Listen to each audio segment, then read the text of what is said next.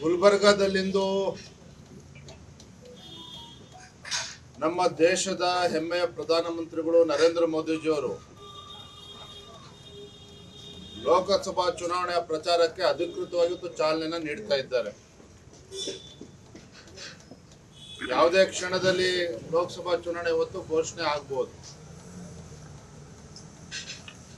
ಇಂಥ ಸಂದರ್ಭದಲ್ಲಿ ಗುಲ್ಬರ್ಗ ಲೋಕಸಭಾ ಕ್ಷೇತ್ರ ಹಾಗೂ ಬೀದರ್ ಲೋಕಸಭಾ ಕ್ಷೇತ್ರ,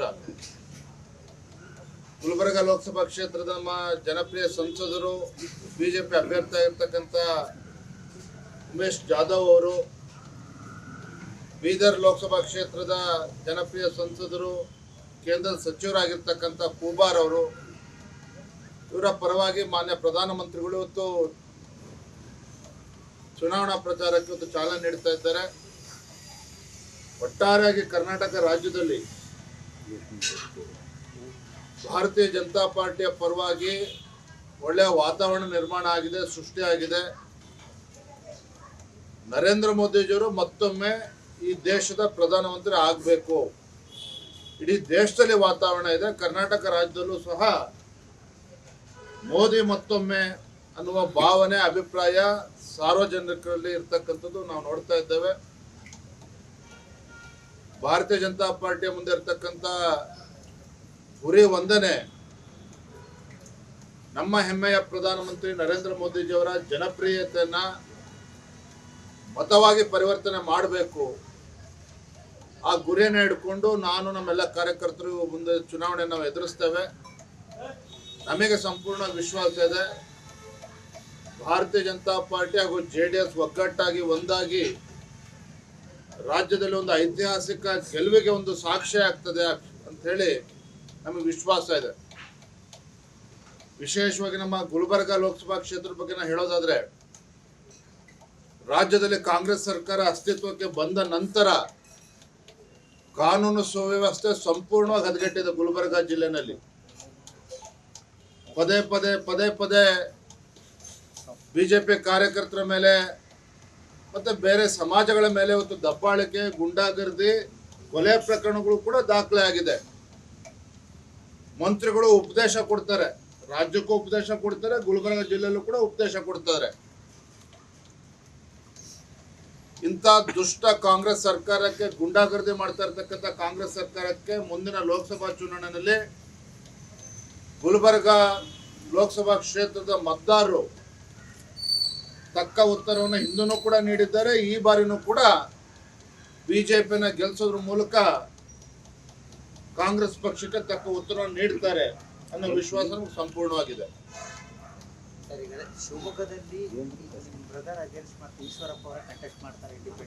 ಅದಕ್ಕಿಂತ ಹೆಚ್ಚಾಗಿ 3ನೇ ಬಾರಿ ಸಂಸದರಾಗಿ ಆಯ್ಕೆ ಆಗಿದ್ದಾರೆ, 4ನೇ ಬಾರಿಗೆ ನಿಲ್ತಾ ಇದ್ದಾರೆ, ಗೆಲ್ತಾರೆ. ಹೇಳಿ ಈಶ್ವರಪ್ಪನವರ ಬಂಡಾಯ ತಮ್ಮ ಅದ್ರ ಮೇಲೆ ಪರಿಣಾಮ ಆಗೋದಿಲ್ಲ. ಹೇಳಿ, ಮಾನ್ಯ ಈಶ್ವರಪ್ಪನವರು ಹಿರಿಯರಿದ್ದಾರೆ, ಪಕ್ಷದ ಮುಖಂಡರ ಜೊತೆ ಸಮಾಲೋಚನೆ ಮಾಡ್ತಾ ಇದ್ದಾರೆ. ನಮ್ಗೆ ಈಗಲೂ ಕೂಡ ವಿಶ್ವಾಸ ಇದೆ.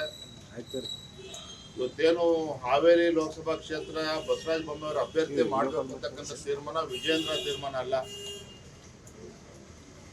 ಹಾವೇರಿ ಲೋಕಸಭಾ ಕ್ಷೇತ್ರ ಇರ್ಬೋದು, ರಾಜ್ಯದ ಯಾವುದೇ 28 ಕ್ಷೇತ್ರಗಳಲ್ಲಿ ಯಾರು ಅಭ್ಯರ್ಥಿ ಆಗ್ಬೇಕು ಅಂತಕ್ಕಂಥದ್ದನ್ನ ಕೇಂದ್ರದ ಪಾರ್ಲಿಮೆಂಟರಿ ಬೋರ್ಡ್,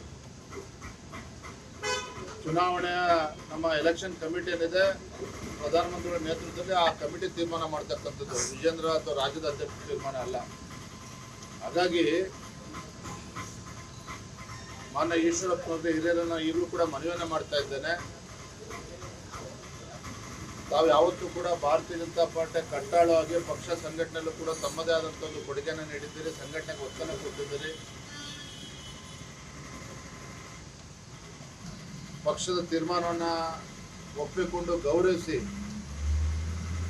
ತಮ್ಮ ಏನು ನಿರ್ಧಾರವನ್ನ ಕೈಗೊಂಡಿದ್ದಾರೆ ಅದರಿಂದ ಹಿಂದೆ ಸರಿಬೇಕು ಅಂತೇಳಿ ನಾನು ತಮ್ಮ ಮೂಲಕ ನಾನು ಅವರಿಗೆ ರಾಜ್ಯದ ಅಧ್ಯಕ್ಷನಾಗಿ ನಾನು ವಿನಮ್ರವಾಗಿ ನಾನು ವಿನಂತಿಯನ್ನು ಮಾಡ್ತಾ ಇದ್ದೇನೆ. ನಾವು ರಾಜ್ಯಾಧ್ಯಕ್ಷ ಈ ರಾಜ್ಯದಲ್ಲಿ ಹೋದ ಬಾರಿಗಿಂತ ಈ ಬಾರಿ ಏನು ವಾತಾವರಣ ಬನ್ನಿ. ನಮಗೆ ಸಮಸ್ಯೆ ಏನಾಗಿದೆ, ಕರ್ನಾಟಕ ರಾಜ್ಯದಲ್ಲಿ ನಮಗೆ ಸಮಸ್ಯೆ ಏನಾಗಿದೆ ಲೋಕಸಭಾ ಚುನಾವಣೆ ದೃಷ್ಟಿಯಿಂದ ಅಂದ್ರೆ, ಈಗಾಗಲೇ ಸನ್ಮಾನ್ಯ ಯಡಿಯೂರಪ್ಪನವರು ರಾಜ್ಯದ ಅಧ್ಯಕ್ಷರಿದ್ದಾಗ ಅವರ ನೇತೃತ್ವದಲ್ಲಿ 25 ಕ್ಷೇತ್ರಗಳಲ್ಲಿ ಭಾರತೀಯ ಜನತಾ ಪಾರ್ಟಿ ಈಗಾಗಲೇ ಗೆದ್ದಾಗಿದೆ. ಹಿಂದಿನ ಲೋಕಸಭಾ ಚುನಾವಣೆಯಲ್ಲಿ 25+1 ಮಂಡ್ಯ ಲೋಕಸಭಾ ಕ್ಷೇತ್ರವನ್ನು ಸೇರಿದ್ರೆ 26 ಗೆದ್ದಿದ್ದಾವೆ. ಒಂದು JDS, ಒಂದು ಕಾಂಗ್ರೆಸ್ ಗೆದ್ದಿರ್ತಕ್ಕಂಥದ್ದು.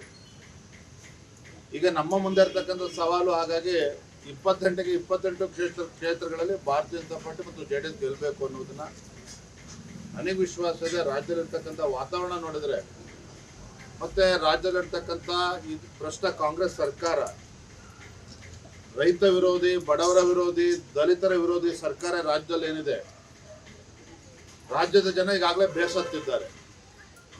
ಕಳೆದ 9 ತಿಂಗಳ ರಾಜ್ಯದ ಇವರ ಕಾಂಗ್ರೆಸ್ ಸರ್ಕಾರದ ಆಡಳಿತ ಅವಧಿಯಲ್ಲಿ ಯಾವುದೇ ಒಂದು ಯೋಜನೆಯನ್ನ, ಅಭಿವೃದ್ಧಿ ಕಾರ್ಯಗಳನ್ನ ಕೈಗೆತ್ತಿಕೊಂಡಿಲ್ಲ. ಜಾತಿಗಳನ್ನ ಎತ್ತಿ ಕಟ್ಟುವ ಒಂದು ಹುನ್ನಾರ ಕಾಂಗ್ರೆಸ್ ಸರ್ಕಾರ, ಕಾಂಗ್ರೆಸ್ ಪಕ್ಷದಲ್ಲಿ ಏನಿದೆ, ಅದರ ಮುಖೇನ ಮುಂದಿನ ಲೋಕಸಭಾ ಚುನಾವಣೆ ಗೆಲ್ತೇವೆ ಅನ್ನೋ ಭ್ರಮೆನಲ್ಲಿ ಕಾಂಗ್ರೆಸ್ ಸರ್ಕಾರ ಇದೆ, ಕಾಂಗ್ರೆಸ್ ಪಕ್ಷ ಇದೆ.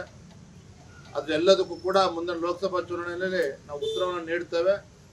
ಬಹುತೇಕ ಎಲ್ಲ ಕ್ಷೇತ್ರದಲ್ಲೂ ಕೂಡ ಒಂದು ಅಭೂತಪೂರ್ವದಂತ ಗೆಲುವು ಭಾರತೀಯ ಜನತಾ ಪಾರ್ಟಿ ಮತ್ತು JDS ಪಕ್ಷಕ್ಕೆ ಆಗ್ತದೆ. ಮಂಡ್ಯ ಏನಾಗ್ತದೆ?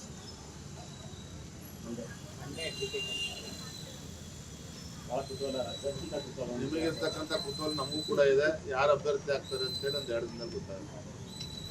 ಸರ್, ಈಗ ಬೆಳಗಾವಿಯಲ್ಲಿ ಸಹಿತ ಕೇಂದ್ರದ ವರಿಷ್ಠರು ತೀರ್ಮಾನ ಮಾಡಿಲ್ಲ. ಬೆಳಗಾಂ ಲೋಕಸಭಾ ಕ್ಷೇತ್ರಕ್ಕೆ ಯಾರು ಅಭ್ಯರ್ಥಿ ಆಗಬೇಕು ಅಂತೇಳಿ ಒಂದು 2-3 ದಿನದಲ್ಲಿ ತೀರ್ಮಾನ ಆಗ್ತದೆ. ನಾನು ಮಾನ್ಯ ಯಡಿಯೂರಪ್ಪನವರ ಹೇಳಿಕೆಯನ್ನು ಕೂಡ ನಾನು ಗಮನಿಸಿದ್ದೇನೆ.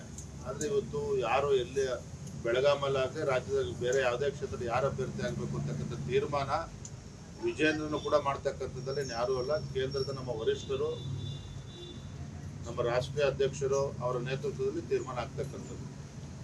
ನನಗೆ ವಿಶ್ವಾಸ ಇದೆ, ಎಲ್ಲರ ಅಭಿಪ್ರಾಯಕ್ಕೆ ಮನ್ನಣೆ ಸಿಗ್ತದೆ, ಗೌರವ ಸಿಗ್ತದೆ. ಥ್ಯಾಂಕ್ ಯು, ಧನ್ಯವಾದ.